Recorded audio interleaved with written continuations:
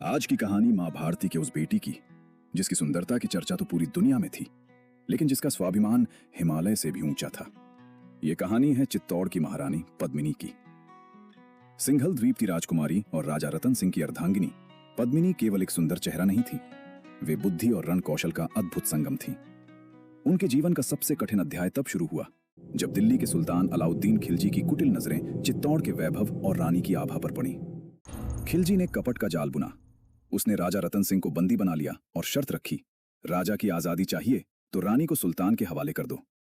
सुल्तान को लगा था कि एक स्त्री डर जाएगी, झुक जाएगी, पर उसे क्या पता था कि वो मेवाड़ी शेरनी से टकरा रहा है। पद्मिनी ने अपनी बुद्धि का परिचय दिया और खिलजी को उसी के जाल में फंसाया। 700 पालकियों में अपनी दासियों की जगह राजपूत योद्धाओं को छिपाकर उन्होंने सुल्तान के खेमे में कोहराम मचा दिया और अपने राजा को सुरक्षित छुड़ा लाई। पर युद्ध अभी खत्म नहीं हुआ था। खिलजी की विशाल सेना ने चित्तौड़ के किले को घेर लिया। महीनों तक घेराबंदी चली और रसद खत्म होने लगी।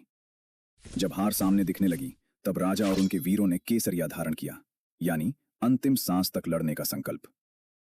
किले के भीतर रानी पद्मिनी के सामने दो रास्ते थे, या तो खिलजी की गुलामी स्वीकार करें या फिर मृत्यु का आलिंगन। उन्होंने अपनी मर्यादा और मातृभूमि के सम्मान को सर्वोपरि रखा।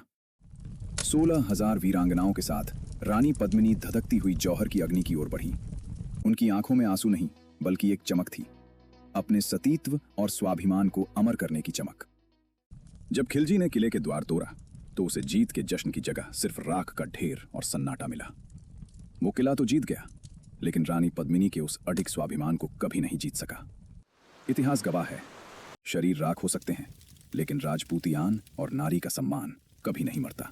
मां भारती की इस महान बेटी का वो बलिदान, जिसने पूरे हिंदुत्व और भारतीय समाज का सिर गर्व से ऊंचा कर दिया, उनके उस अमर त्याग को नमन करने के लिए इस वीडियो को लाइक जरूर करें, सब्सक्राइब करें, ताकि ये चैनल आपको हर पल याद दिलाता रहे कि आप किस महान मिट्टी की संतान हैं और आपका असली गौरव क्या है। कमेंट में अपनी श्रद्धा के साथ जय मां भारती लिखना न भूलें।